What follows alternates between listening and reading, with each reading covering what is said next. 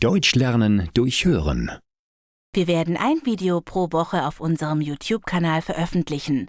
Abonnieren Sie bitte den Kanal und klicken auch auf die Glocke, damit Sie dann automatisch benachrichtigt werden, wenn ein neues Video online ist. Giftnotruf Hannover, Müller, guten Abend. Wie kann ich Ihnen helfen? Mein Name ist Karin Wilke. Ich brauche dringend Ihre Hilfe. Ja, Frau Wilke, ich brauche erstmal Ihre Telefonnummer. Falls wir getrennt werden, kann ich Sie umgehend zurückrufen. Das ist... Moment, ich muss erst selber schauen. Oh, ich bin ganz aufgeregt. 0173 75 777 70. Gut. Frau Wilke, was ist genau passiert? Mein Neffe hat starke Bauchkrämpfe. Ich vermute, er hat etwas Giftiges getrunken. Okay. Ist Ihr Neffe bei Bewusstsein? Ja, er kann reden, aber er hat starke Schmerzen. Wir brauchen dringend einen Notarzt. Der Notarztwagen ist bereits unterwegs, Frau Wilke. Das habe ich eben veranlasst. Haben Sie denn einen Verdacht, was Ihr Neffe geschluckt haben könnte? Ja, ich weiß auch, dass man das nicht machen darf.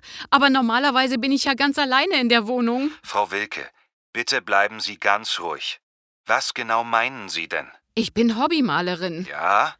Und ich habe den Verdünner für die Farben in einer alten Colaflasche aufbewahrt. In meinem Atelier. Oh je. Ja, und ich glaube, er hat davon getrunken. Die Flasche steht nicht an ihrem gewohnten Platz. Soll ich ihm jetzt Milch geben? Oder Wasser? Nein, auf keinen Fall. Er darf nicht erbrechen. Das schädigt die Speiseröhre nur noch mehr. Bitte gehen Sie zu Ihrem Neffen und beruhigen Sie ihn. Ja, ich sitze schon neben ihm. Gut.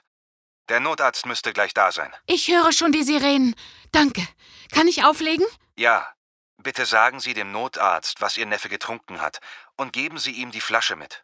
Alles Gute und auf Wiederhören. Danke für Ihre Hilfe. Auf Wiederhören.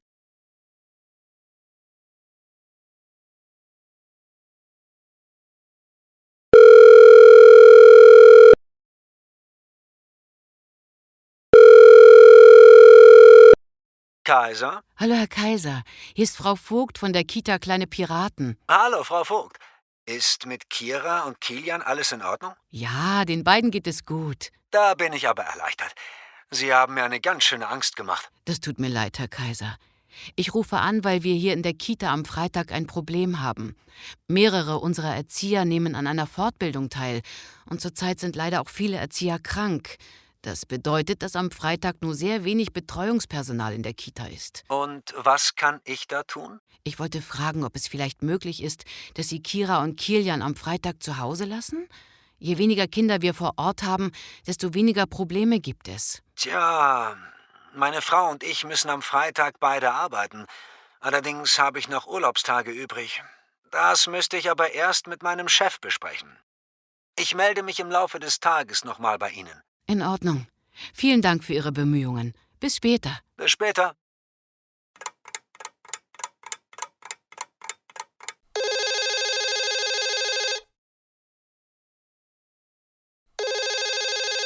Kita Kleine Piraten, Sie sprechen mit Frau Vogt? Hallo, Frau Vogt. Kaiser hier. Ah, Herr Kaiser. Und?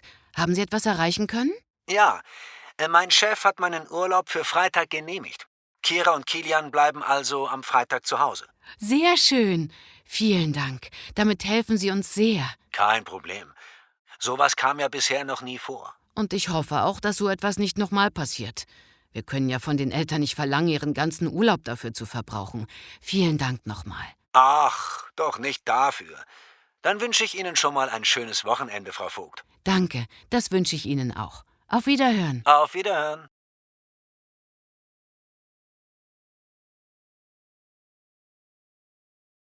Guten Morgen, mein Name ist Isabella Albers. Ich werde nächste Woche 30 Jahre alt und wohne am Bodensee in Baden-Württemberg. Für meinen Geburtstag ist eine große Feier geplant. Mein Mann Peter und ich organisieren schon seit 2 Monaten diese Veranstaltung. Ich möchte, dass sie etwas ganz Besonderes wird, denn 30 Jahre wird man nur einmal im Leben. Meine gesamte Familie, Freunde und Bekannte sind eingeladen. Wir erwarten um die 120 Gäste. Dafür braucht man auch den richtigen Ort. Da wir den Bodensee lieben, haben wir ein Grundstück direkt am See gemietet. Das Grundstück hat eine große Wiese. Wir wollen dort Pavillons aufbauen. Dann kann die Feier draußen stattfinden. Natürlich hoffen wir auf schönes Wetter. Es wird ein großes Buffet geben. Leckereien aus aller Welt werden aufgetischt. Schließlich kommen auch ganz unterschiedliche Gäste. Ich möchte, dass alle diese Feier nicht vergessen werden.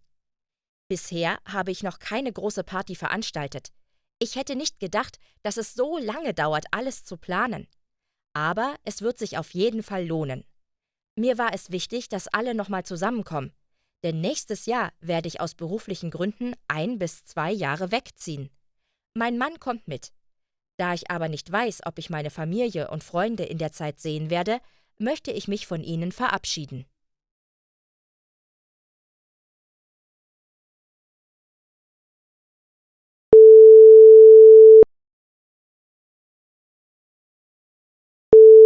Robert? Ja, hier auch Hobart. Hallo Linda. Oh, hallo Mama. Schön, dass du dich meldest. Seid ihr gut angekommen? Alles in Ordnung. Der Flug war ganz entspannt und Lena fand es sehr aufregend. Sie hat die ganze Zeit aus dem Fenster geschaut und die Wolken beobachtet. Ach, schön. Danke, dass ihr sie mit in den Urlaub genommen habt. Bei uns war ein Urlaub dieses Jahr einfach nicht möglich. Das weiß ich doch. Außerdem verbringe ich doch gern Zeit mit meinem Enkelkind. Ich freue mich sehr, dass Lena dabei ist. Dann können wir endlich mal richtig viel Zeit miteinander verbringen. Wie geht es Lena denn? Super. Sie hat 5 Minuten nach der Anreise den Pool entdeckt und ist die ganze Zeit da. Sie schwimmt, spielt im Wasser, taucht und fällt abends todmüde ins Bett. Ach, das klingt super. Wie ist das Essen in der Türkei? Super lecker. Aber Lena wollte bisher nur Pommes und Cornflakes essen. Mal schauen, ob wir sie noch überreden können, auch mal etwas von den türkischen Leckereien zu probieren. Bestimmt. Sie probiert ja gern neue Dinge. Ist sie denn lieb? Natürlich. Wenn ich sehe, wie sich die anderen Kinder hier im Hotel beim Abendessen benehmen, bin ich ganz stolz auf mein Enkelkind, dass sie so gut erzogen ist. Wir können wirklich überall mit ihr hingehen. Sie hat auch schon Freunde gefunden, mit denen sie gemeinsam in den Pool springen kann. Ach, das klingt super. Dann gib meiner süßen Tochter einen dicken Kuss von mir und sag ihr, dass ich sie vermisse, aber ihr ganz viel Spaß wünsche. Das mache ich. Nächstes Mal kommst du einfach mit. Es ist so schön hier. Das musst du auch unbedingt mal erleben. Ach, Mama, das kann ich mir nicht leisten. Dann sparen wir fürs nächste Mal. Es ist doch viel schöner, wenn wir alle gemeinsam Urlaub machen. Ja, aber ich habe doch noch die beiden Hunde. Ich möchte sie ungern weggeben, nur weil ich in den Urlaub fahren will. Okay, das verstehe ich. Vielleicht fahren wir nächstes Jahr einfach alle gemeinsam an die Ostsee. Da könnten wir doch ein kleines Ferienhaus mieten. Es gibt bestimmt welche, wo man 2 Hunde mitbringen darf. Ja, das wäre eine Idee. Wir schauen uns das mal an. In Ordnung. Ich muss dann jetzt auch wieder auflegen. Leni möchte wieder an den Pool. Ja, dann sprechen wir mal wieder, Mama. Wir melden uns in ein paar Tagen wieder. In Ordnung. Genießt den Urlaub und sag Papa viele Grüße. Das mache ich. Bis bald. Bis bald.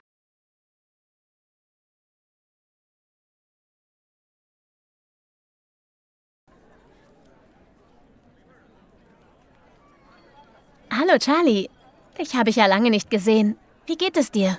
Wie läuft dein Job? Arbeitest du immer noch in dem Supermarkt? Ja, Marie, ich bin noch beim Edeka. Aber wahrscheinlich werde ich nicht mehr lange dort arbeiten. Oh, willst du etwas anderes machen? Wirst du kündigen? Warum denn? Ja, es gefällt mir nicht mehr. Ich dachte, du verdienst da so gut. Als Marktleiter hast du doch ein gutes Leben. Ja, das stimmt. Ich verdiene wirklich gut. Und mein Team ist in Ordnung.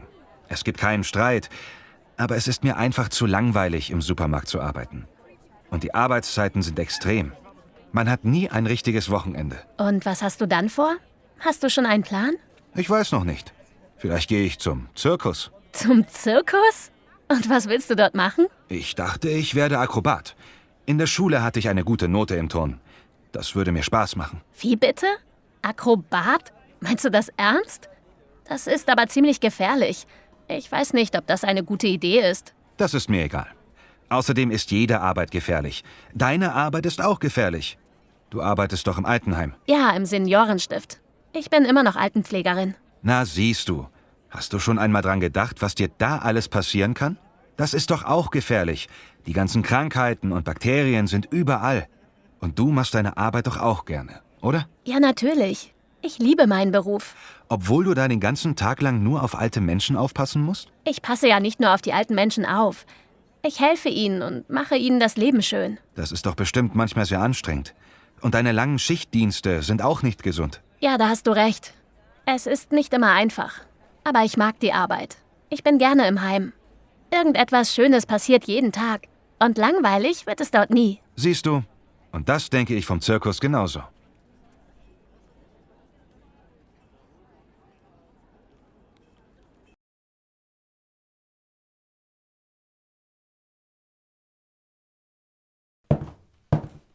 Guten Morgen. Ich möchte für mein Auto einen Kredit aufnehmen. Haben Sie eine Wartenummer? Wie, was?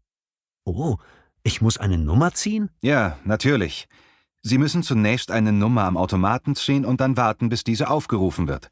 Erst dann können Sie zu dem entsprechenden Schalter gehen. Oder wenn Sie nicht warten möchten, können Sie online einen Termin vereinbaren. Aber ich bin doch der einzige Kunde hier. Ja, trotzdem müssen Sie... Wo kann ich denn eine Nummer ziehen? Links vom Eingang stehen Automaten. Vielen Dank.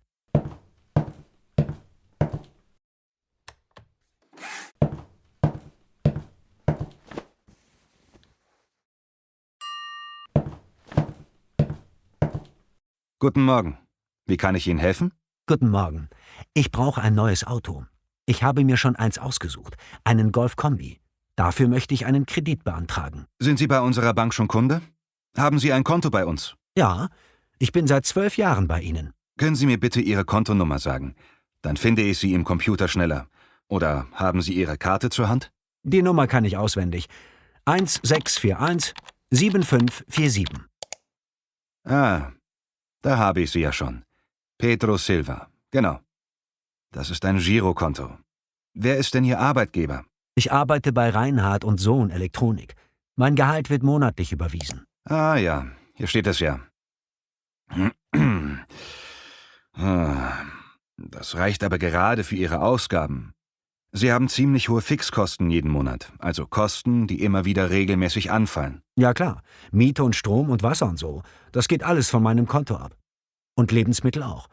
Meine Frau kann noch nicht wieder arbeiten wegen der Kinder. Was soll denn das Auto kosten? Das Auto wird 32.000 Euro kosten. Ich brauche also etwa 35.000 Euro Kredit. 35.000 Euro? Das ist eine große Summe. Wenn Sie bedenken, dass Sie ja zukünftig nicht nur Ihre festen Ausgaben bezahlen müssen, sondern dann auch noch Ihre Kreditraten dazukommen, dann wird Ihnen gar nichts übrig bleiben zum Sparen für Notfälle. Also was ist nun? Ich habe da schon alles überlegt. Das Auto ist dringend nötig. Bekomme ich den Kredit oder nicht? So einfach kann ich das nicht entscheiden. Da muss noch meine Vorgesetzte drüber schauen. Wenn Sie jetzt bitte erst einmal dieses Formular ausfüllen würden. Ich gebe den Antrag dann weiter und wir melden uns nächste Woche bei Ihnen.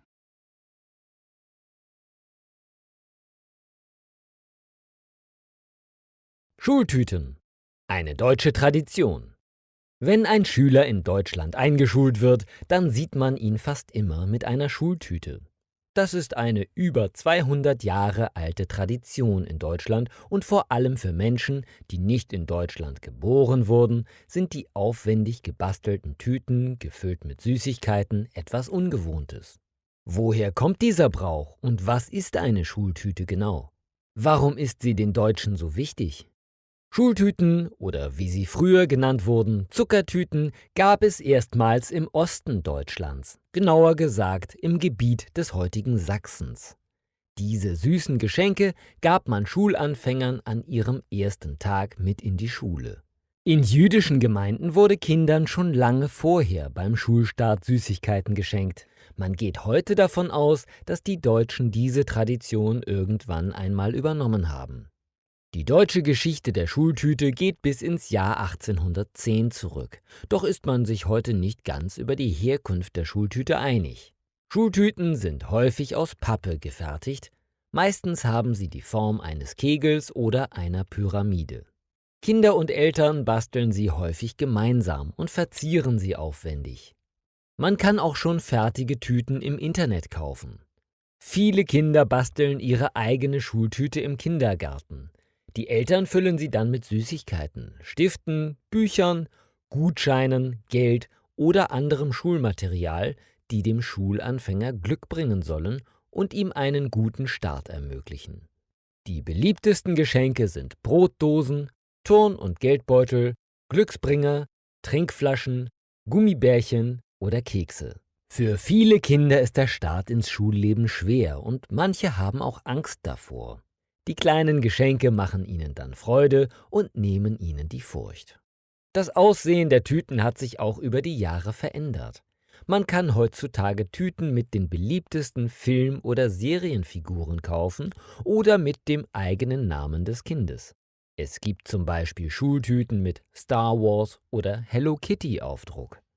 Viele heben ihre Schultüte auch auf oder verwenden sie ein zweites Mal. Sie ist eine wichtige Erinnerung an den ersten Tag in der Schule, den man wohl sein ganzes Leben lang nie wieder vergessen wird. Schultüten sind also ein sehr wichtiger und lang bestehender deutscher Brauch. Sie gehören zum ersten Schultag einfach dazu und Kinder haben Freude daran, mit ihr zur Schule zu gehen. Die süßen Geschenke machen den Schulstart viel leichter und angenehmer.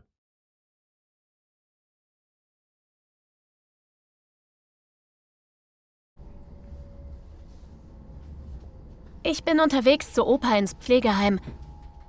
Mit dem Bus. Noch eine Haltestelle, dann steige ich aus. 2000 Euro. Schatz, ich muss jetzt auflegen. Ich bin da.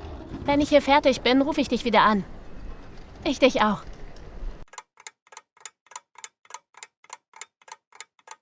Guten Tag, junges Fräulein. Kann ich Ihnen helfen? Hallo, ich bin Paula. Ich suche meinen Opa. Der müsste hier im Heim stecken. Entschuldigen Sie, wenn ich Sie korrigiere. Wir sind kein Heim. Wir sind ein moderner Seniorenstift. Wie heißt denn Ihr Opa mit vollem Namen? Opa Jimmy. Jimmy Schreiber. Ist Herr Schreiber also Ihr Großvater? Ja, wieso denn? Er ist ein ganz wunderbarer Mann. Er ist sehr humorvoll und erzählt immer einen Witz. Mein Opa?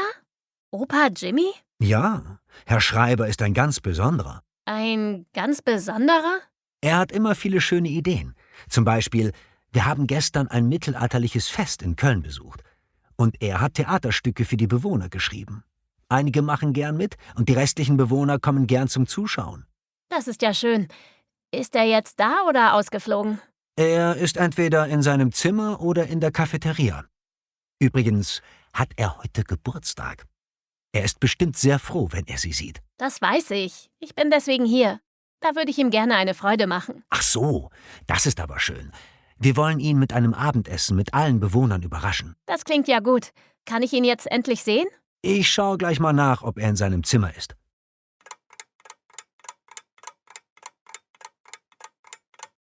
Hey, Opa, wie geht's? Gut siehst du aus. Paula, meine Kleine, wie lange habe ich dich schon nicht mehr gesehen? Ach, Opa, wir haben doch letztens telefoniert. Telefoniert? Vor fast 2 Jahren. Opa, jetzt bin ich hier. Heute ist dein Geburtstag. Herzlichen Glückwunsch und alles Gute. Dankeschön, meine Kleine. Opa, hast du Zeit? Ich muss mit dir reden. Unter 4 Augen am besten. Ich bin schon weg.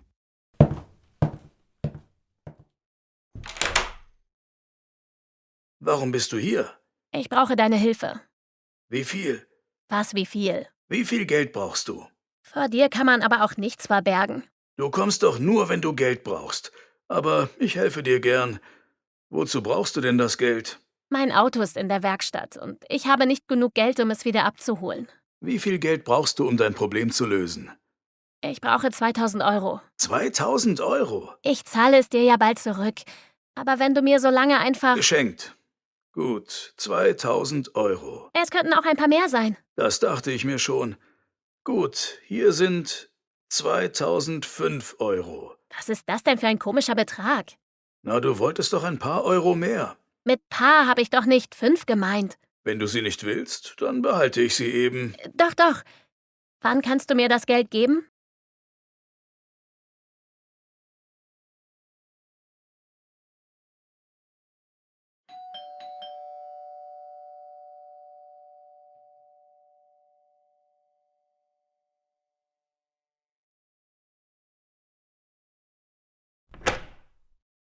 Hi, mein Schatz. Hast du mal wieder deinen Schlüssel vergessen? Nö, ich hatte keine Lust, in meiner Tasche zu wühlen. Ist dein Tag nicht gut gelaufen? Nein, ganz im Gegenteil. Ich hatte einen richtig guten Tag. Komm erst mal rein. Ich habe schon Abendessen für uns gekocht. Super. Was gibt es denn? Dein Lieblingsgericht. Kartoffelgratin mit Blumenkohl. Oh, lecker. Da freue ich mich. Das habe ich gehofft. Du, Julia, ich muss dir etwas erzählen. Was denn? Erzähl mal.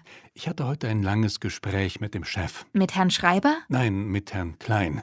Herr Schreiber ist schon in Rente gegangen. Wie schön für ihn. Herr Klein hat mir ein Angebot gemacht. Echt? Worum geht es? Wir bauen doch eine neue Filiale in Norwegen auf. Und jetzt braucht die neue Filiale einen verantwortlichen Projektleiter, der die Abläufe koordiniert und den neuen Mitarbeitern dort die Systemstandards genau erklärt. Okay, und das sollst du übernehmen? Genau. Mein Chef möchte, dass ich für ein Jahr nach Drammen bei Oslo gehe und alles koordiniere. 1 Jahr? Oh, das ist ganz schön lange. Deswegen wollte ich ja mit dir darüber sprechen. Ich möchte wissen, was du davon hältst. Ich habe meinem Chef gesagt, dass ich das erst mit dir besprechen muss. Er möchte bis nächste Woche eine Antwort von mir haben. Wir hatten eigentlich ein Kind in nächster Zeit geplant. Und wir wollten ein Haus bauen. Ich weiß, aber die Bezahlung ist unglaublich. Ich bekomme das Doppelte von meinem jetzigen Gehalt und Reisekosten noch extra. Dann könnten wir das zusätzliche Geld natürlich super beiseite legen und unsere Pläne um 1 Jahr verschieben. Dann sind wir auf jeden Fall finanziell abgesichert. Ja. Und dann müssen wir für das Haus auch keinen Kredit aufnehmen. Und die Kinderplanung läuft uns ja nicht weg. Wir sind ja noch jung und haben viel Zeit. Das stimmt schon, aber ich würde so gerne Mutter werden. Das wirst du auch, nur ein Jahr später. Schaffst du es noch so lange zu warten? Ich denke schon. Es ist ja auch eine super Chance für dich. Aber du musst wissen, dass es wirklich aufregend ist, in einem anderen Land zu arbeiten. Und es ist eine Position mit sehr viel Verantwortung. Ich finde, dass du zusagen solltest. Echt? Ich hatte befürchtet, dass du total dagegen bist. Naja, schön finde ich es nicht, 1 Jahr lang nicht täglich bei dir zu sein. Aber es hat mehr Vorteile als Nachteile. Die Bezahlung ist gut, es ist ein beruflicher Aufstieg und du kannst dort auch unglaublich viel lernen. Wieso solltest du also nur wegen mir ablehnen? Wir können uns sehr oft sehen. Ein Flug nach Norwegen dauert nicht mal 2 Stunden. Und die Landschaft ist großartig. Du hast recht. Wir machen dann einen wunderschönen Urlaub und schauen uns gemeinsam Norwegen an. Wir sind noch nie in Norwegen gewesen. Es soll dort total toll sein, aber sehr kalt. Ja, das stimmt. Ich möchte aber natürlich das Nordkap sehen und träume schon seit Jahren von der Mitternachtssonne. Ich sehe da eine gute Chance für uns beide. Also sag zu, mein Schatz. Ich stehe voll hinter dir. Danke, dafür liebe ich dich. Wir können uns schon jetzt vorbereiten und die Koffer packen.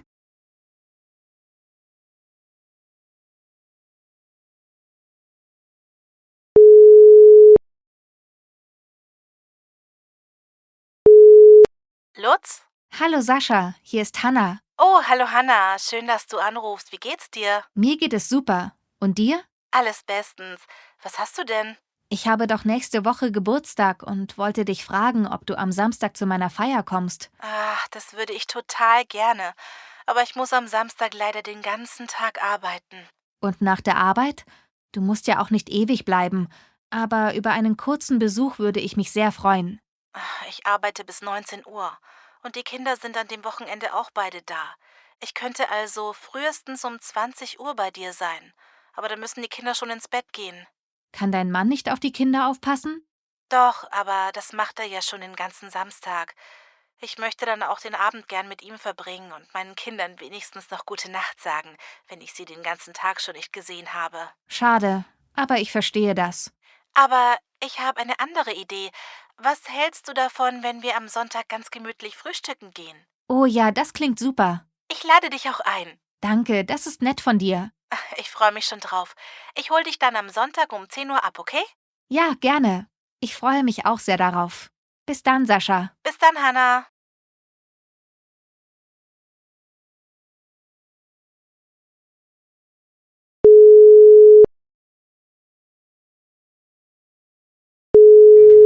Hallo Jennifer, ich bin's, Marvin. Bist du auf Arbeit? Ja, da bin ich. Warte mal kurz, ich gehe schnell rüber ins Büro. Hier ist es zu laut.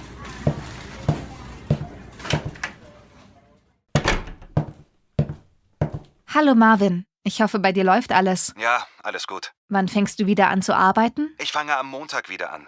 Wie steht's bei euch? Ist alles gut gelaufen, während ich weg war? Ja, alles okay. Außer mit Jenny. Sie ist die neue Teamleiterin und viel zu stressig. Ach, das ist aber keine gute Nachricht. Ist Dominik nicht mehr da? Doch, er ist da. Aber er ist in eine andere Abteilung gewechselt. Na gut. Ich wollte wissen, wann ich in der nächsten Woche arbeite. Kannst du mir den Dienstplan per WhatsApp schicken? Ja, das mache ich. Den habe ich auch nicht gesehen. Ich schaue mal und schick dir den gleich. Danke dir, Jennifer. Bis Montag. Aber gerne doch. Tschüss. Jennifer, hast du Herrn Zimmermann gesehen? Ja, er wollte eine Zigarette rauchen. Hast du den neuen Dienstplan gesehen? Ich habe schon wieder die ganze Woche nur Spätschichten. Dabei hatte ich mit der Chefin besprochen, dass ich auch immer mal einen Nachmittag frei brauche. Nein, zeig mal her.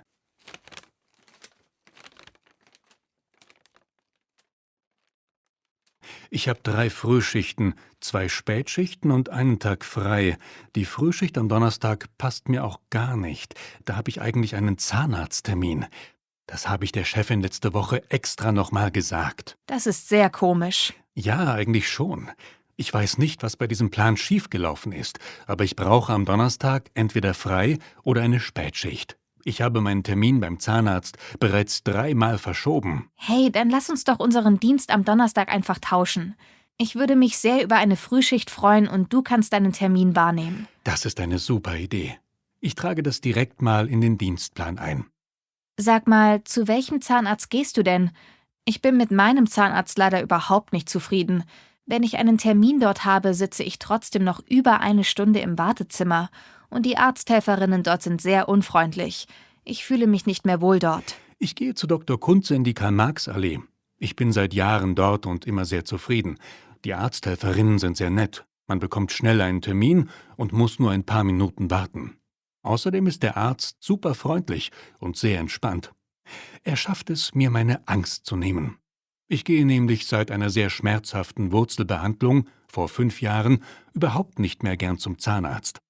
Aber seit ich bei Dr. Kunze bin ich wieder regelmäßig zur Kontrolle dort. Das klingt hervorragend. Kannst du mir die Nummer seiner Praxis aufschreiben? Ich muss unbedingt zur Kontrolle gehen. Ich war seit 2 Jahren nicht mehr. Ich habe zwar keine Probleme oder Schmerzen, aber das heißt ja auch nicht, dass alles in Ordnung ist. Ja, das mache ich gern. Oh je, da solltest du aber schnellstmöglich einen Termin machen. Zur Routinekontrolle soll man jährlich erscheinen. Denn wenn du erst mal Zahnschmerzen hast, ist es meist schon zu spät. Dann hilft meist nur noch eine Wurzelbehandlung. Danke dir. Ich weiß, ich war nachlässig. Ich rufe direkt heute noch dort an. Vielen Dank für deine Empfehlung. Sehr gern.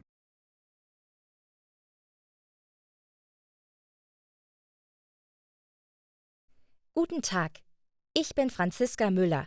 Ich wohne auf der schönen Insel Rügen im Norden Deutschlands, genauer gesagt im Bundesland Mecklenburg-Vorpommern. Ich bin 34 Jahre alt und hier gemeinsam mit meiner Schwester Jessica vor 5 Jahren hingezogen. Ursprünglich kommen wir aus Lindholz. Das liegt auch in Mecklenburg-Vorpommern und ist nur 1 Stunde Autofahrt von Rügen entfernt. Früher sind wir fast jedes Wochenende auf Rügen gefahren. Das Inselleben hat uns einfach so gut gefallen, dass wir dann entschieden haben, direkt hierher zu ziehen. Glücklicherweise ist unsere Familie nicht weit weg und so können wir uns fast alle 2 Wochen sehen. Meine Schwester und ich haben nämlich auch noch einen Bruder. Er heißt Erik und wohnt genauso wie unsere Eltern noch in Lindholz. Da meine Schwester und ich schon in unserer Jugend davon geträumt haben, ein eigenes Café zu eröffnen, haben wir dies auf Rügen in Erfüllung gehen lassen. Heute besitzen wir ein niedliches Strandcafé in den Dünen.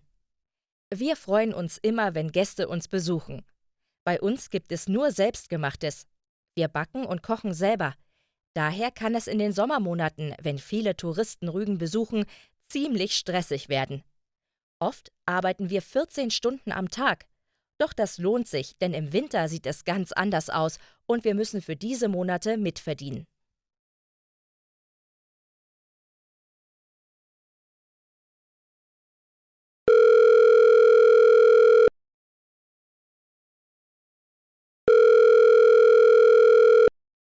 Hallo Tom, ich bin's Tanja. Ich wollte mal kurz hören, wann du nächste Woche Zeit hast. Mama und Papa kommen ja zu Besuch und ich plane, wann wir uns mit dir treffen können. Hast du vielleicht am Samstagnachmittag Zeit für einen Museumsbesuch? Wir wollten ins Landesmuseum den neuen Dinosaurier anschauen. Samstag? Na, das ist schlecht. Da bin ich nachmittags mit dem Chor unterwegs in Hamburg. Wir haben da einen Auftritt. Wir kommen erst spät abends wieder zurück. Hast du sonst noch eine Idee an einem anderen Tag? Ja klar, die beiden bleiben ein paar Tage. Da werden wir sicher einen Termin finden. Zum Beispiel am Dienstag. Da wollten wir in die holländische Kakaostube zum Kuchen essen. Möchtest du damit kommen? Wir dachten so gegen 16 Uhr. Dienstag ist auch schlecht. Da muss ich um 14 Uhr zum Zahnarzt. Es werden ein paar Zähne gezogen. Ich glaube kaum, dass ich um 16 Uhr wieder fit bin. Und Kuchen darf ich dann sicher auch noch nicht essen. Das ist aber schwierig mit dir, Tom. Vielleicht ist es besser, wenn du mal in deinen Kalender schaust und einen Termin vorschlägst. Wir könnten ja auch gemeinsam etwas kochen. Wann hättest du denn Zeit? Gemeinsam kochen ist eine sehr gute Idee. Ich hätte am Donnerstag Zeit. Da muss ich nur vormittags arbeiten und habe dann den ganzen Tag frei. Das passt. Für Donnerstag habe ich noch nichts organisiert. Ich trage das gleich ein. Du kannst ja direkt nach der Arbeit zu mir kommen. Wir kochen dann bei mir. Meine Küche ist größer als deine. Ja, sehr gut. So machen wir das. Dann muss ich auch nicht erst bei mir aufräumen. Ich freue mich, dass das doch noch klappt. Es wird schön sein, alle mal wieder an einem Tisch zu haben. Dankeschön, dass du dich so gut um die Organisation kümmerst. Das mache ich doch gerne. Ich freue mich auf dich. Also dann bis Donnerstag. Tschüss. Ja, tschüss.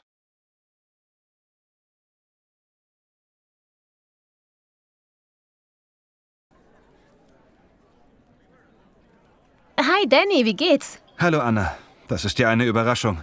Schön, dich zu sehen. Mir geht es ganz gut. Und wie geht's dir? Mir geht's auch gut, danke. Du warst im Urlaub, nicht wahr? Wie war der denn? Unglaublich spannend. Ich bin mit dem Fahrrad bis nach Amsterdam gefahren. Das hat mir wirklich Spaß gemacht. Was? Mit dem Fahrrad nach Amsterdam? Wahnsinn. Ja, ganz schön sportlich und natürlich total anstrengend, den ganzen Tag zu radeln. Aber für mich war das eine ganz neue Erfahrung. Bist du allein oder mit einer Reisegruppe gefahren? Die Radtour habe ich mit 3 Freunden gemacht. Und wo habt ihr übernachtet? Am ersten Tag war es für uns ein bisschen stressig. Als wir am Campingplatz waren, wurde es schon dunkel und alle Plätze waren ausgebucht. Wir hatten vergessen, die Zeltplätze zu reservieren. Dann haben wir Onkel Google gefragt. Und der zeigte uns, dass es in der Nähe noch einen Campingplatz gibt, aber den konnten wir irgendwie nicht finden. Als wir hoffnungslos einen Platz zum Schlafen gesucht haben, hat Dennis zum Glück ein Zelt am Wasser gesehen. Daneben haben wir unser Zelt auch aufgebaut. Am Morgen wurden wir von der Sonne geweckt. Das war wunderschön. Am zweiten Tag haben wir in einer Pension in Arnhem übernachtet. Am letzten Tag in Amsterdam mussten wir in einem sehr teuren Hotel schlafen, weil alle anderen Hotels ausgebucht waren. Wow, das muss ich auch einmal erleben. Das ist einfach großartig. Und du bist schön braun geworden. Ja, zum Schluss waren wir zur Erholung am Eiselmeer. Da haben wir einfach nur am Strand gelegen. Nach der ganzen Anstrengung war das super. Das glaube ich. Wie viele Kilometer seid ihr denn eigentlich gefahren? Insgesamt 350 Kilometer von Bonn nach Amsterdam. Wir sind mit dem Zug zurückgefahren. Und du? Was hast du denn eigentlich im Urlaub gemacht? Ach ja, also ich habe dieses Jahr nicht richtig Urlaub gemacht. Ich wollte eigentlich an die Nordsee fahren und Windsurfen lernen, aber Leonie hatte irgendwie keine Lust, dorthin zu fahren. Ach, das ist aber schade. Vielleicht kannst du das ja nächstes Jahr alleine machen. Da hast du recht. Du, Anna, ich habe da eine Idee. Du gehst doch gerne ins Kino, oder? Ins Kino? Ja, warum? Ich habe nämlich 2 Kinokarten gekauft und Leonie hat schon abgesagt, denn sie musste zu ihrer Oma fahren. Hast du Lust? Na klar. Wann denn? Am Sonntag. Ja, ich denke schon. Da gehe ich um 4 ins Fitnessstudio. Aber am Abend? Ja, das geht. Super. Wir treffen uns am besten um 7:30 an der Kinokasse. Ja. Warum treffen wir uns nicht einfach um 7 im Café Q und trinken noch einen Kaffee? Was meinst du? Das ist eine gute Idee. Das machen wir. Du hast bestimmt sehr schöne Fotos aus dem Urlaub. Die würde ich mir echt gerne mal ansehen. Ja, gerne. Also dann bis Sonntag. Ich freue mich. Ich auch. Tschüss. Tschüss.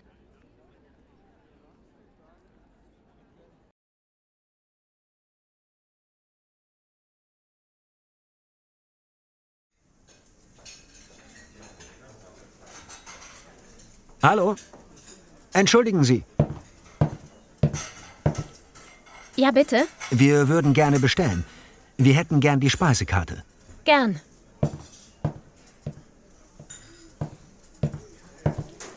Hier ist die Karte. Entschuldigung. Ich möchte bitte bestellen. Einen Moment, ich komme gleich. So, Sie bekommen? Ich hätte gern die Erbsensuppe mit Bockwurst und den Macaroni-Auflauf ohne Käse. Aber mit doppelt Knoblauch, bitte. Was möchten Sie trinken? Eine Bio-Limonade, bitte. Haben Sie schon gewählt? Für mich die Gemüsecremesuppe und dann die Lasagne. Einen Salat dazu? Ja, ein kleiner Salat ist gut. Und für meinen Sohn möchte ich den Rinderbraten mit Kartoffeln. Auch eine Vorspeise? Ein Salat, eine Suppe? Nein, danke. Also dann Gemüsecremesuppe und Lasagne mit kleinem Salat und für Ihren Sohn Rinderbraten mit Kartoffeln. Sonst noch einen Wunsch? Ja, gern. Ein Kölsch bitte. Einmal Erbsensuppe mit Bockwurst, einmal Makaroniauflauf ohne Käse mit doppelt Knoblauch für Tisch 2. Für Tisch 9 einmal Lasagne und einmal Rinderbraten mit Kartoffeln und einen kleinen Salat dazu. Wo bleiben die gerösteten Tintenfische für Tisch 4? Geht das etwas schneller, Robin? Die Gäste sind schon fast verhungert. Ich bin schon dabei. Ich kann auch nicht zaubern. Uns fehlt der Azubi. Wir sind zu wenig Leute. Ach, Tanja, kurze Info. Es gibt keine Pizza mehr. Empfiehlt stattdessen Spaghetti alla Casa. Was? Keine Pizza mehr? Wer hat denn da eingekauft? Also gut, Spaghetti alla Casa. Steffi, hast du die Bestellung für Tisch 12 fertig? Steffi, wo ist die denn schon wieder? Schon wieder draußen eine Zigarette rauchen? Steffi, wo bleibst du denn? Steffi! Schrei doch nicht so. Ich habe mich gerade umgezogen. Feierabend. Ich bin dann mal weg. Was heißt Feierabend? Bist du wahnsinnig? Das Restaurant ist voll. Wir sind nur zu dritt heute. Das ist doch nicht mein Problem. Das passiert, wenn man am Personal spart. Ich mache Schluss für heute. Auf gar keinen Fall. Du bleibst hier. Ohne dich schaffen wir das nicht. Wir brauchen dich. Nein, das geht heute nicht. Ich muss unbedingt ins Fitnessstudio. Das ist richtig wichtig. Ich bin verabredet. Ja. Und ich wäre jetzt auch lieber in der Sauna. Wir alle wären gerne woanders. Das geht jetzt aber nicht. Du kannst uns hier nicht im Stich lassen. Wenn die Gäste sauer werden, können wir unser Restaurant vergessen. Robin, ich habe seit 2 Wochen keinen freien Tag. Ich bin von 10 Uhr morgens bis 12 Uhr nachts hier gewesen. Heute gehe ich pünktlich. Aber ich kann morgen wieder länger arbeiten. An deiner Stelle würde ich bleiben, Steffi. Wenn du jetzt wirklich gehst, brauchst du morgen nicht wieder herzukommen. Ich meine das ernst. Kann ich jetzt endlich die Bestellung haben? Die Gäste sind schon aufgestanden und holen sich ihre Jacken. Die gehen sonst woanders hin. Ich will aber Feierabend machen. Weißt du was, liebe Steffi? Du gehst jetzt. Räum deinen Schrank aus. Nimm all deine Sachen gleich mit. Auf solche Kollegen können wir verzichten. Tanja, wir schaffen das auch alleine. Ich helfe beim Servieren. Und morgen machen wir das Lokal erst um 16 Uhr auf und schlafen uns mal ordentlich aus.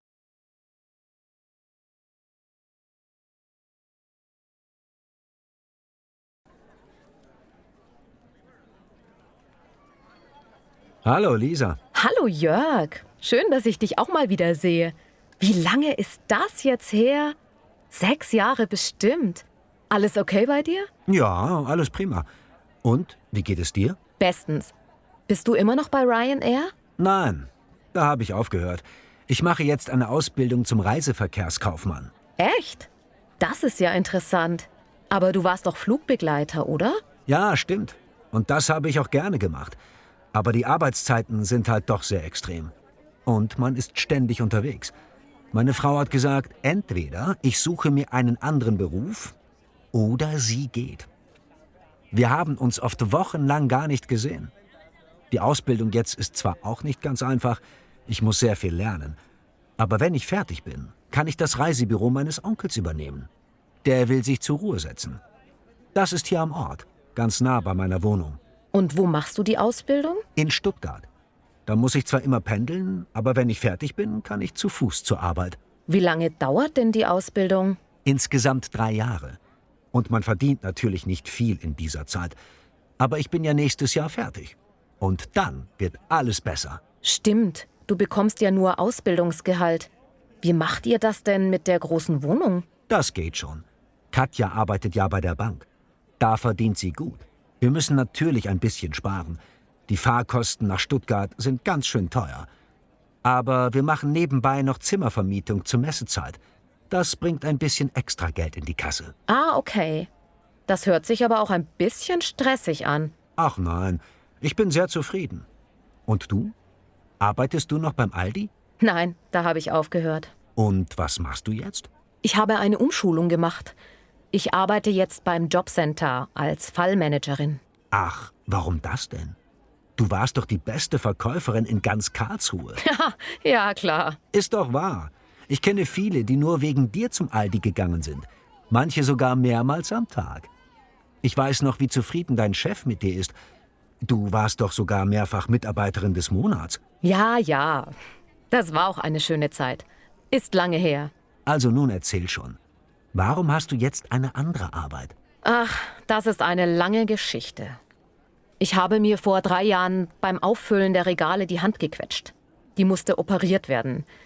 Aber ich kann die Hand nicht mehr gut bewegen. Zum Tippen an der Kasse brauche ich aber die rechte Hand. Oh je, das ist ja furchtbar. Ja. Zuerst wollte ich einfach weitermachen beim Aldi. Aber wie gesagt, an der Kasse braucht man beide Hände. Da hat mir die Berufsgenossenschaft die Umschulung angeboten. Erst wollte ich das nicht. Also die Arbeit im Jobcenter war nicht mein Lebenstraum. Aber jetzt finde ich die Arbeit sogar ziemlich gut. Ich habe immer noch viel Kontakt zu Menschen, ich kann ihnen helfen und die Arbeitszeiten sind natürlich viel günstiger. Meine alten Kollegen treffe ich immer, wenn ich einkaufen gehe. Deine Kollegen freuen sich bestimmt, wenn sie dich sehen. Ja, klar. Und ich ärgere sie manchmal. Wenn ich an der Kasse ankomme, habe ich im Kopf schon gerechnet, was der Einkauf kostet. Ja, manche Dinge verlernt man nie. Na dann, noch viel Erfolg bei der Ausbildung. Ich hoffe, ich sehe dich anschließend nicht als Kunden bei mir im Jobcenter. Nein, sicher nicht. Dafür hoffe ich doch sehr, dich mal als Kundin bei mir im Reisebüro zu treffen. Aber sag mal, Jörg, wo liegt das Reisebüro? Es ist nur 3 Kilometer vom Stadtzentrum entfernt, in der Beethovenstraße, neben der Post. Ach, die Lage ist einfach perfekt. Du hast aber gesagt, dass du zu Fuß von deiner Wohnung zur Arbeit gehen kannst. Ach so, du weißt doch nicht, dass wir umgezogen sind.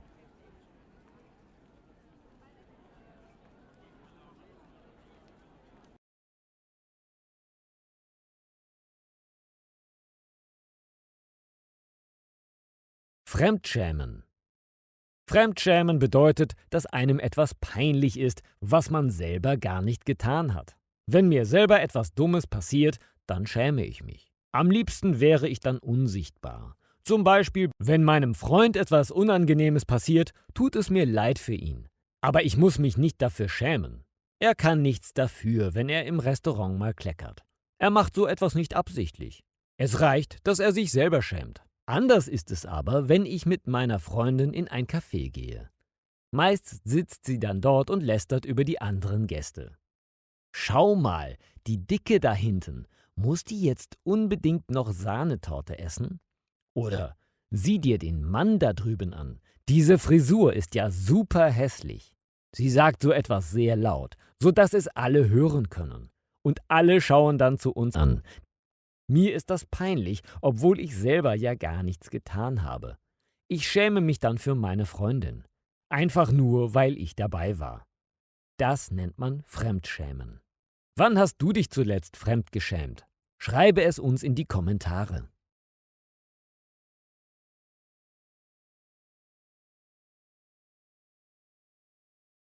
Guten Tag. Was kann ich für Sie tun? Ich möchte diese beiden Pakete hier verschicken. Gut, dann müssen Sie bitte da drüben am Tisch jeweils einen Paketschein ausfüllen. Oh ja, in Ordnung. Danach können Sie direkt wieder zu mir kommen. Sie müssen sich nicht nochmal hinten in der Schlange anstellen. Alles klar, vielen Dank.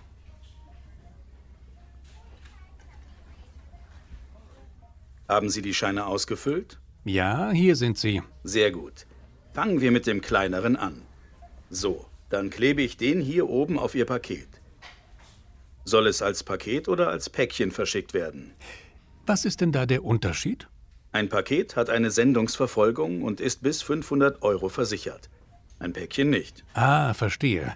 Und was kostet das dann? Moment, da muss ich Ihre Sendung wiegen. 1,5 Kilogramm. Dann kostet das Päckchen 3 € und das Paket 5 €. Dann nehme ich lieber das Paket. Da ist eine Digitalkamera drin. Das ist ein Geschenk für einen alten Freund. Haben Sie die Kamera auch gut gepolstert, damit die nicht kaputt geht? Ja, alles gut verpackt. Gut, dann machen wir das als Paket. Und der große Karton? Der ist auch ganz leicht, nur recht groß. Stellen Sie den mal bitte hier auf die Waage. Kein Problem. 1,9 Kilogramm. Super, dann können wir den ja auch als Päckchen für 3 € verschicken. Nein, dafür ist der Karton zu groß. Ein Päckchen hat die Maximalmaße von 60 mal 30 mal 15 Zentimetern. Aber das müsste doch genauso noch passen. Kleinen Moment, ich messe das nach. Auf dieser Seite haben wir 50 Zentimeter. Hier haben wir 40 Zentimeter. Und in der Höhe haben wir 20 Zentimeter. Das ist zu groß. Dann geht es nur als Paketgröße L für 9 Euro. 9 Euro? Das ist nur etwas größer als das andere Paket und kostet fast das Doppelte? Ja, je unhandlicher ein Paket ist, desto teurer ist es eben auch. Es nimmt viel Platz im Fahrzeug weg. Aber es wiegt nicht einmal 2 Kilogramm. Das ist doch Abzocke. Die Preise sind an Maximalmaße und Gewicht gebunden. Sobald eins von beidem überschritten wird, kostet es automatisch mehr. Wenn Sie den Inhalt in einen kleineren Karton verpacken, wird es günstiger. Ich habe aber keinen kleineren Karton. Die können Sie auch bei uns kaufen. Was kostet der da? 9 Euro. Das ist doch ein Scherz, oder? Dann kostet der Karton ja schon so viel wie das große Paket. Nein, dann verschicke ich es so. In Ordnung. Das macht dann insgesamt 14 Euro für beide Pakete. Kann ich solche Paketscheine auch für zu Hause mitnehmen? Dann muss ich die nicht hier ausfüllen. Ja, natürlich. Nehmen Sie sich ruhig ein paar mit. Danke.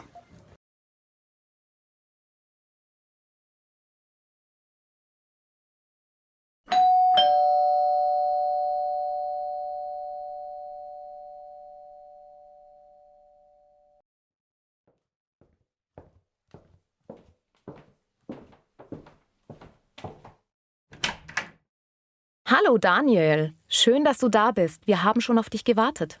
Hallo Kathi. Wer ist denn schon alles da? Alle außer du und Anne. Na, dann bin ich wenigstens einmal nicht der Letzte. Das stimmt. Aber Anne musste heute länger arbeiten. Was ist deine Ausrede? Ach, du weißt schon, dass ich immer viel zu spät losgehe. Das wird sich auch nie ändern. Ich weiß. Geh einfach ins Wohnzimmer, die anderen warten schon. Hallöchen. Daniel? Jetzt schon hier? Wir hätten erst viel später mit dir gerechnet. Kathi hat ihm gesagt, dass wir uns um 17 Uhr treffen. Deswegen ist er schon da. Das ist genial. Wir waren alle pünktlich um 18 Uhr hier. Das machen wir mit Daniel ab jetzt immer so. Dann kommt er nur 30 Minuten zu spät. Sehr witzig. Nein, das ist doch super. Jetzt fehlt nur noch Anne. Aber die müsste auch gleich hier sein. Sie ist da, auf der Toilette. Hey, da bin ich. Super, jetzt sind wir ja vollzählig. Wir wollten die Überraschungsparty für Erdi organisieren. Er wird in 2 Wochen 30 und möchte nicht feiern. Er hat im letzten Jahr ja nicht so viel Glück gehabt und sagt, dass er sich eine große Party im Moment einfach nicht leisten kann. Und dabei feiert er doch so gerne. Dann müssen wir das eben übernehmen. Das ist doch das schönste Geburtstagsgeschenk, das wir ihm machen können. Das ist eine großartige Idee. Habt ihr schon irgendetwas reserviert, wo wir feiern können? Nein, bisher haben wir uns nicht über Einzelheiten unterhalten und demnach hat sich auch niemand um irgendetwas gekümmert. Okay, dann brauchen wir jetzt ganz schnell ein paar brauchbare Ideen. 2 Wochen sind ein ganz schön knapper Zeitraum, um noch eine freie Location zu bekommen. Ich kenne da ein paar Leute von der Arbeit. Ich frage da mal kurz nach, ob die einen Tipp für mich haben. Kathi, deinen Geburtstag haben wir vor 2 Jahren doch in diesem tollen Lokal am Hafen gefeiert. Wie heißt das denn? Ah, ich weiß, welches du meinst. Das hieß Seemannsgarn. Ich rufe da mal an und frage nach. Das war echt schön dort. Ich kenne eine ganz geheime Adresse. Da kann man auch Räume für Veranstaltungen buchen. Da frage ich mal nach.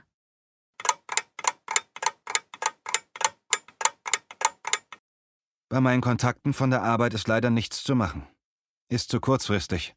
Ja, so ist es beim Seemannsgarn auch. Leider schon alles ausgebucht. Bei meinem Geheimtipp auch. Was machen wir denn jetzt? Ich habe eine tolle Location direkt hier um die Ecke gefunden. Allerdings ist sie nicht gerade billig. Da müssten wir alle Geld sammeln. Der komplette Abend kostet 800 €. Aber die Getränke und das Essen sind da inklusive. Wenn alles inklusive ist, ist das gar nicht so teuer. Ich glaube nicht, dass wir da etwas Preiswerteres finden werden, wenn wir alles einzeln besorgen. Ich gebe auf jeden Fall 150 € dazu. Klasse. Ich gebe denselben Betrag dazu. Alles klar. Wenn wir uns einfach darauf einigen, dass jeder 150 € dazu gibt, haben wir sowohl die Raummiete als auch noch etwas Deko und eine Geburtstagstorte bezahlt. Gut, dann rufe ich direkt nochmal dort an und buche den Raum fest. Wir müssen dann morgen dort vorbeigehen und die Anzahlung machen. Kein Problem. Ich habe morgen Urlaub. Dann erledige ich das direkt. Erdi wird sich riesig freuen. Ja, aber nur, wenn wir alle den Mund halten und keiner etwas verrät. Abgemacht. So, ich habe Hunger. Wollen wir vielleicht noch etwas zum Essen bestellen, wenn wir schon alle hier zusammensitzen? Unbedingt. Lust auf Pizza? Ich habe keine Lust auf Pizza, Pasta oder sonst etwas Italienisches. Vielleicht Chinesisches? Ich habe keine Lust auf chinesisches Essen.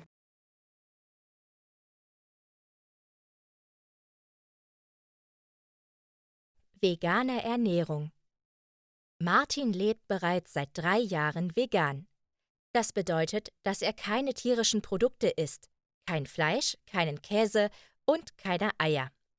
Immer wieder muss Martin lachen, wenn ihn Leute fragen, ob er nur mehr Salat essen kann. Für ihn ist die vegane Ernährung keine Einschränkung.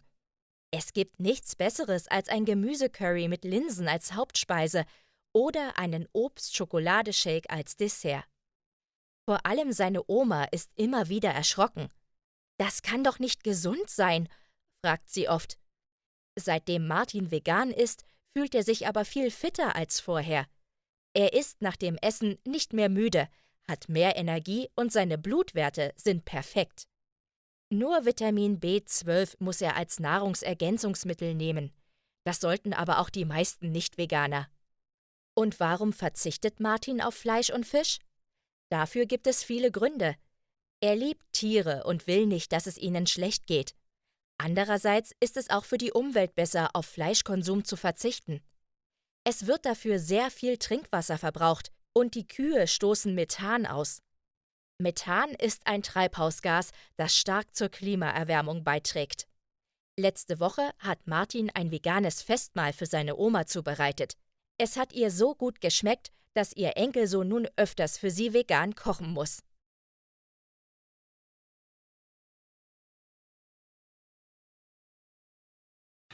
Hallo, Frau Pfeffer, und danke, dass ich Sie interviewen darf. Grüß dich, Jonas. Das ist doch selbstverständlich. Sven hat mir erzählt, dass ihr schon 10 Jahre gute Freunde seid. Ja, ich kenne Sven schon lange. Wir sind in die gleiche Schule gegangen. Ich habe mich so gefreut, als Sven mir gesagt hat, dass du mich interviewen möchtest. Mich auch. Wir haben Kameras und Scheinwerfer aufgebaut. In 5 Minuten fangen wir an. Ich bin ein bisschen aufgeregt. Ich hol mir ein Glas Wasser. Möchtest du auch eins? Ich hätte lieber einen Kaffee, wenn es keine Umstände macht. Überhaupt nicht.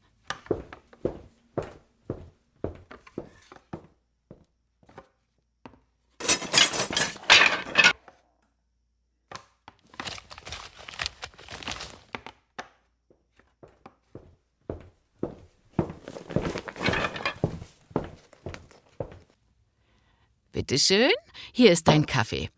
Ach, Milch und Zucker habe ich vergessen. Danke, Frau Pfeffer. Ich trinke meinen Kaffee lieber schwarz.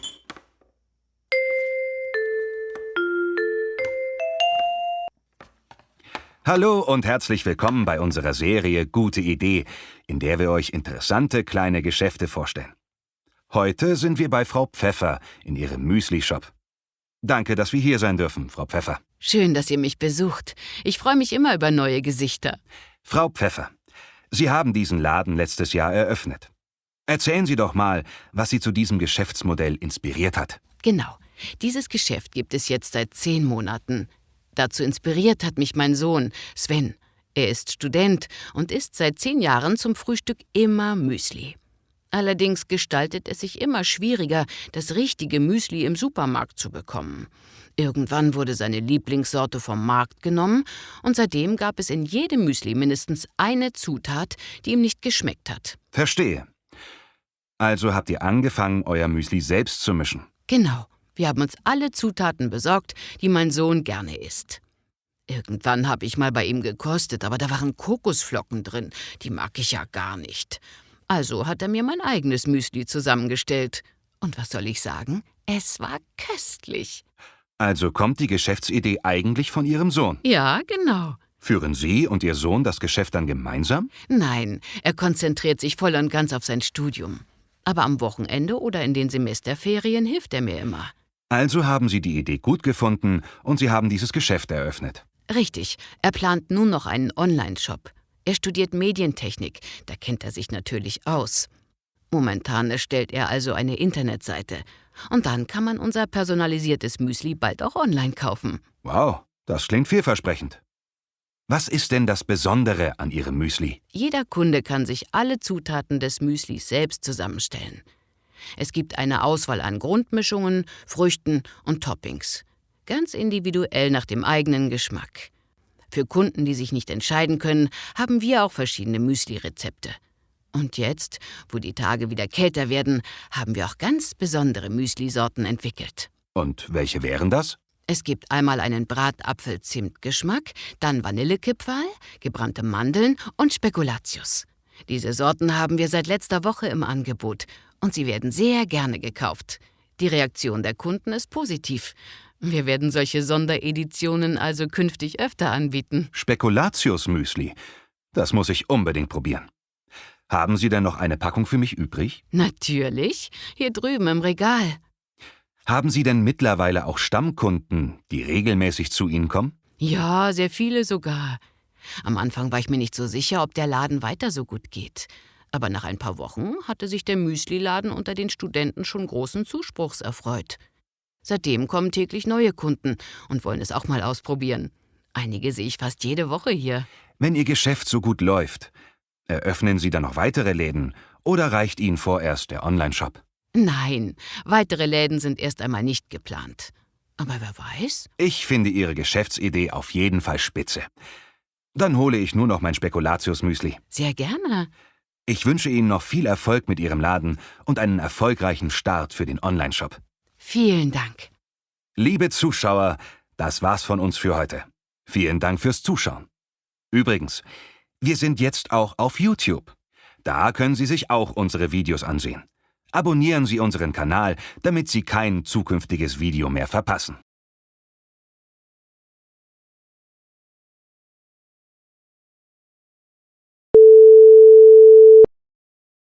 Hallo Simone, hier ist Herbert. Hallo Herbert, schön, dass du anrufst. Sag mal, ist für morgen schon alles vorbereitet oder muss ich noch etwas organisieren? Ich habe schon alles fertig gemacht.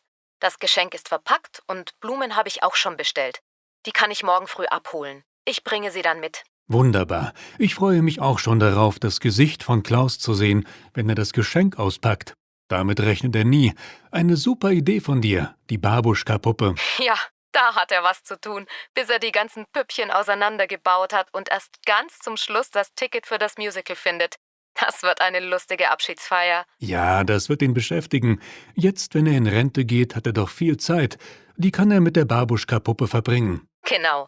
Hast du dir schon einen Treffpunkt für morgen überlegt? Ich dachte, wir treffen uns einfach um 11 Uhr direkt vor der Firma. Die Feier ist im 1. Stock, im Sitzungssaal 2.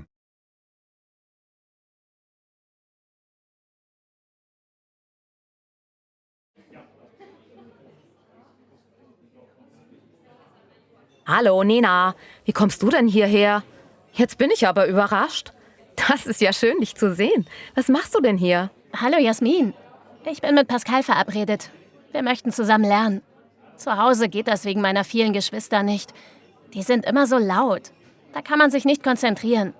Und du? Was machst du hier? Ich arbeite hier. Meine Schicht fängt gleich an. Ich muss mich nur noch umziehen. Echt? Du arbeitest hier? Das wusste ich gar nicht. Es war erst ein Ferienjob, aber dann haben die mich hier für länger übernommen. Ich bin jetzt 3-mal in der Woche nachmittags hier. Minijob. Es macht Spaß und ich bekomme ein Taschengeld. Was war die Hausaufgabe, die wir für morgen machen sollten? Es ging um Tiere oder so? Ja, wir sollen darüber schreiben, ob wir Tiere essen sollten oder nicht. Ja, stimmt. Was für ein blödes Thema. Da gibt es ganz sicher wieder Streit in der Klasse und die Vegetarier regen sich fürchterlich auf. Allerdings, da muss man ganz vorsichtig sein und aufpassen, was man schreibt. Frau Heinz ist ja sogar vegan. Die macht solche Themen mit Absicht. Deshalb treffe ich mich ja auch mit Pascal. Der hat doch diesen Onkel im Allgäu mit dem Bauernhof. Wir wollen das zusammen machen und uns Argumente überlegen. Ich schicke dir das nachher per E-Mail, wenn du willst. Vielleicht fällt dir dann auch noch was dazu ein. Das ist aber lieb, danke. Kann ich dir schon mal was zu trinken bringen? Oh ja, gute Idee. Ich hätte gern einen Milchkaffee.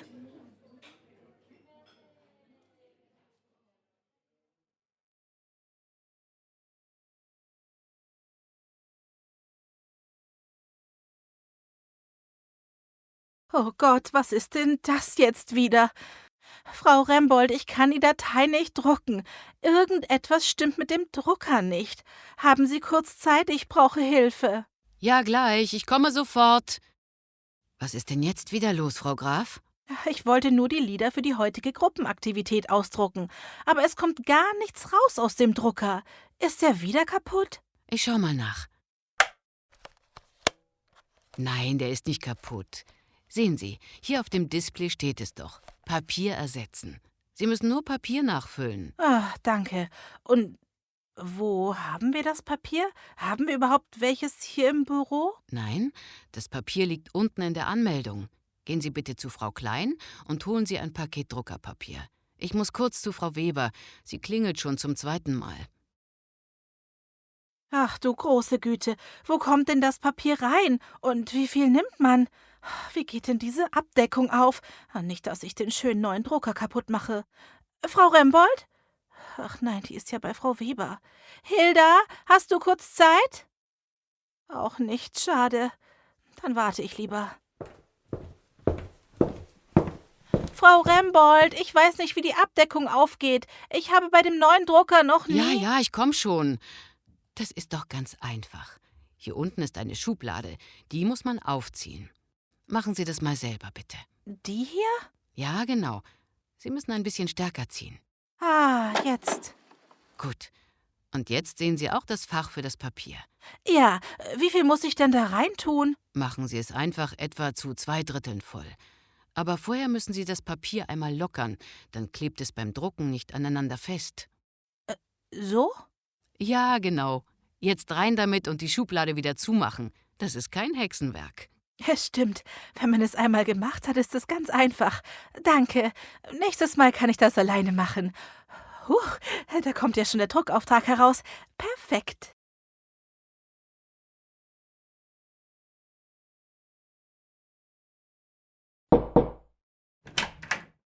Guten Tag, Herr Sommer. Bitte nehmen Sie doch Platz. Dankeschön, gerne. Herr Sommer, Sie hatten um eine Beratung gebeten. Sie wollten sich über Ausbildungsmöglichkeiten informieren? Haben Sie schon spezielle Fragen? Oder möchten Sie erst mal einen Test machen? Damit könnten wir herausfinden, welche Talente Sie haben. Ich habe mir schon Gedanken gemacht. Vielleicht sollte ich mein Hobby zum Beruf machen und Schneider werden. Aber dieser Beruf hat wenig Chancen, weil ja alles industriell hergestellt wird. Es gibt sicher noch andere Berufe, die mir gefallen würden. Sie kennen sich da besser aus. Natürlich. Wir haben im Bereich Textil noch weitere Möglichkeiten. Wie finden Sie denn Textilverkäufer? Könnten Sie sich das vorstellen? Verkäufer? Ich weiß nicht recht. Da muss man ja den ganzen Tag stehen. Und die Arbeitszeiten sind auch etwas ungünstig. Außerdem verdient man ja nicht so gut in diesem Beruf. Ja, das ist leider in der gesamten Textilbranche so. Aber wenn du mal Supermodel werden möchtest, verdient man da ganz gut. Model? Ja, daran dachte ich auch schon. Ich habe sogar schon mal ein Casting mitgemacht. Aber das ist ja eigentlich ein typischer Traumberuf für Frauen. Das würde ich nicht so sehen. Der Bedarf an männlichen Models ist zurzeit groß. Am nächsten Donnerstag ist zum Beispiel ein großes Casting für einen bekannten Baumarkt. Die suchen Models für den nächsten Heimwerkerkatalog. Ich gebe Ihnen mal die Kontaktdaten mit. Vielleicht ist das Sprungbrett für Ihre Karriere.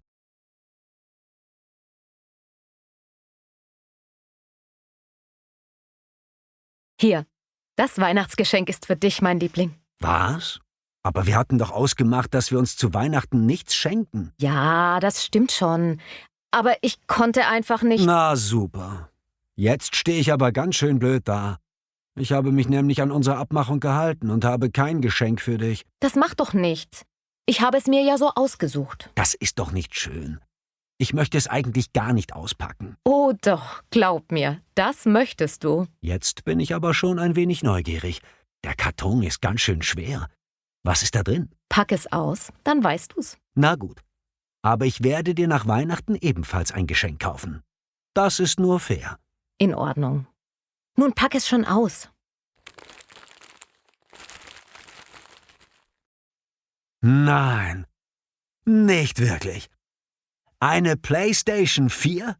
Du bist verrückt. Du hast dir die PlayStation so sehr gewünscht. Und du hast gesagt, dass die viel zu teuer ist. Ja, schon. Aber Ende November hatte der Elektromarkt ein super Angebot. Da konnte ich nicht anders. Du bist die Beste. Ich weiß. Dann gehen wir nach den Feiertagen direkt noch ein Spiel kaufen. Das machen wir.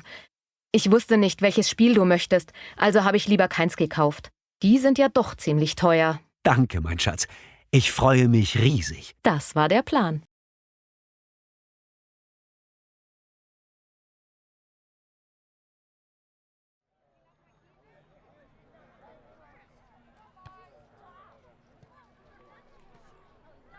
Hallo Marika, schön, dass ich dich treffe. Ich wollte dir sagen, dass wir nächsten Monat umziehen. Hallo Ines. Oh, das kommt ja überraschend. Wo zieht ihr denn hin? Nach Hamburg. Martin hat dort ein super Jobangebot bekommen. Er verdient dann das Doppelte und wir können uns endlich ein eigenes Haus leisten. Das klingt ja super. Dann braucht ihr mich wohl als Babysitter nicht mehr. Nein, leider nicht. Das finde ich sehr schade, denn Joshua und Aaron haben sich immer sehr wohl bei dir gefühlt. Und wir haben Vertrauen zu dir. So jemanden findet man nicht so schnell noch einmal. Danke, das ist lieb von dir. Ich werde euch auch alle sehr vermissen. Du kannst uns gern jederzeit besuchen kommen. Ich denke, die Kinder würden sich darüber sehr freuen. Mhm. Ja, das könnte ich mal machen.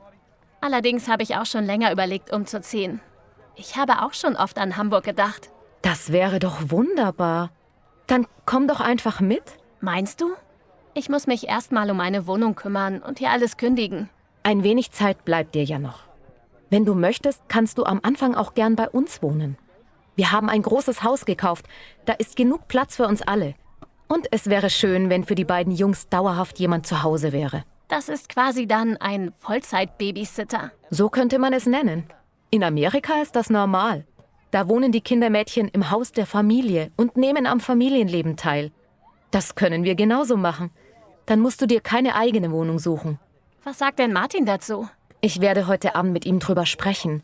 Aber ich kann mir nicht vorstellen, dass er etwas dagegen hat. Er ist die meiste Zeit bei der Arbeit. Vielleicht kannst du uns dann ja auch ein wenig im Haushalt unterstützen. Natürlich. Wenn ich bei euch wohne, dann helfe ich auch im Haushalt. Das ist für mich ganz selbstverständlich. Ich bespreche das heute Abend und rufe dich dann an, okay? In Ordnung. Ich bin ganz gespannt. Ich würde mich sehr darüber freuen. Ich auch, Marika. Bis später. Bis später.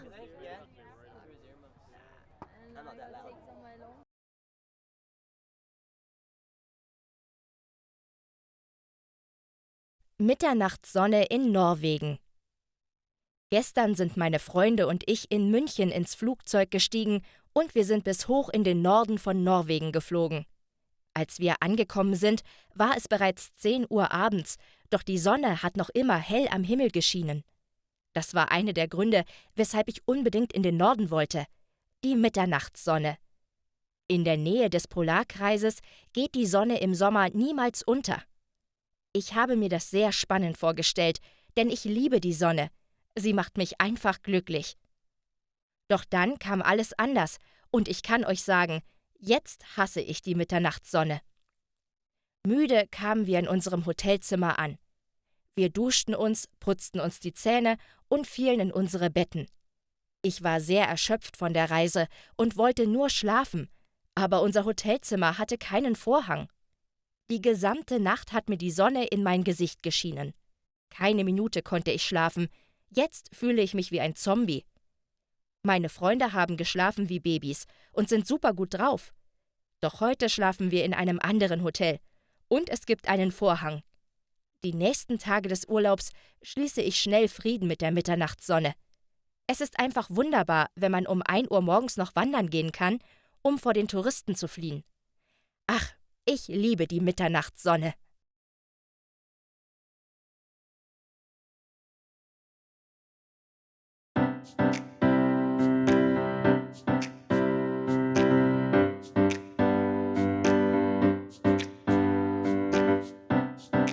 Ich kenn dich von Kopf bis Fuß. Keiner weiß so viel über dich. Ich liebe dich genau wie Gott dich schuf. Denn für mich bist du einzigartig. Jemanden wie dich gibt es nicht nochmal. Du hebst dich von all den anderen ab. Du bist so liebevoll und auch loyal. Du bist mein 4-blättriges Kleeblatt. Und wenn ich in deine Augen sehe, dann werd ich ein bisschen schwach.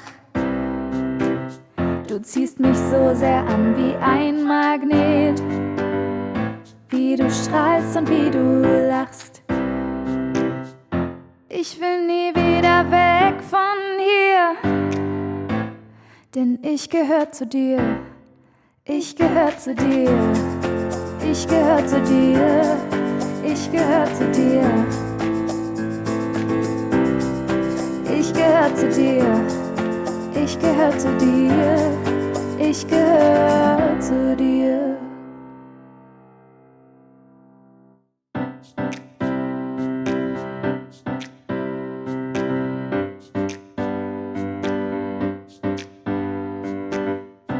Und die Art, wie du mich so ansiehst, macht meine Knie weich und schwach. Ich weiß nicht ganz, wie mir geschieht. Du bist mein vierblättriges Kleeblatt. Und wenn ich in deine Augen sehe, dann werd ich ein bisschen schwach. Du ziehst mich so sehr an wie ein Magnet, wie du strahlst und wie du lachst. Ich will nie wieder weg von hier, denn ich gehör zu dir, ich gehör zu dir, ich gehör zu dir, ich gehör zu dir, ich gehör zu dir, ich gehör zu dir, ich gehör zu dir. Wenn ich in deine Augen sehe, machst du mich ganz schwach. Du ziehst mich an wie ein Magnet, wie du strahlst und wie du lachst. Ich will nie wieder weg von hier, ich will nie wieder weg, ich will nie wieder weg von hier, denn ich gehör zu dir, ich gehör zu dir, ich gehör zu dir, ich gehör zu dir, oh, ich gehör zu dir, ich gehör zu dir, ich gehör zu dir.